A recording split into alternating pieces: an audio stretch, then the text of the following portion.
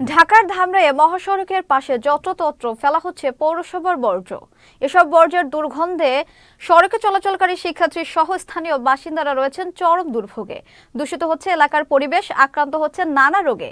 পরিবেশের ভারসাম্য রক্ষায় একটি দীর্ঘমেয়াদী পরিকল্পনার মাধ্যমে এসব বর্জ্য ব্যবস্থাপনার স্থায়ী সমাধান চেয়েছেন স্থানীয়রা।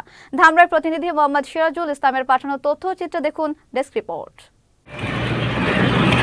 প্রতিনিয়ত দেখা যায় ঢাকা আরিচা মহাসড়কের পাশে বাংলাদেশ বেতার মহাশক্তি প্রেরণ কেন্দ্র, থানা বাস স্ট্যান্ডের পূর্ব পাশে ও বংশী নদীর ওপর শরীফপ্রাগ ব্রিজের নিচে পৌরসভার এসব বর্জ্য ফেলা হচ্ছে। পৌরসভার পরিচ্ছন্নতা কর্মীরা জানায়, নির্ধারিত স্থান না থাকায় পৌর কর্তৃপক্ষের নির্দেশে সকাল থেকে পৌরসভার বিভিন্ন এলাকার ময়লা সংগ্রহ করে পৌরসভার ট্রাক ও ভ্যানে করে এইসব জায়গায় ময়লা ফেলা হয়। এটা আমাদের ধামরাই পৌরসভারই ময়লা, নির্দিষ্ট জায়গা না থাকার কারণে আমরা এই জায়গায় ফালাই। পৌরসভার দায়িত্ব দিয়ে আছে, সেই বলছে ফালাইতে, তার জন্যই ফালাই। সড়কের পাশে ফেলা এসব বর্জ্যের কারণে পুরো এলাকায় দুর্গন্ধ ছড়িয়ে পড়েছে। স্থানীয় বাসিন্দারা জানান, ময়লার উটকো গন্ধে ও ধোঁয়ায় দম বন্ধ হয়ে আসে।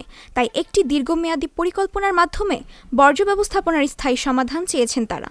এই রাস্তা দিয়ে আমি প্রতিদিন আসা যাওয়া করি। এখানে সকাল থেকে প্রতিদিনই দুর্গন্ধজনক ময়লা ফেলা হয়, তো আমাদের আসা যাওয়ার পথে ব্যাঘাত ঘটে। বাচ্চাকে নিয়ে প্রতিদিন মাদ্রাসায় যায়, আসা যাওয়া খুব সমস্যা হয়। গন্ধ, এখানে ময়লা ফেলে খুব অসুবিধা হয়। আমরা চাইতেছি যে রাস্তার ধারে যেন এরকম ময়লা না ফেলানো হয়। মানুষের চলাচলের রাস্তার থেকে নির্ধারিত জায়গায় যেন ময়লা ফেলানো হয়। এই ময়লাগুলো এখানে ফেলানোতে এই রাস্তাতে যাওয়া আসার মানুষের অসুবিধা ভোগ করতে হয়।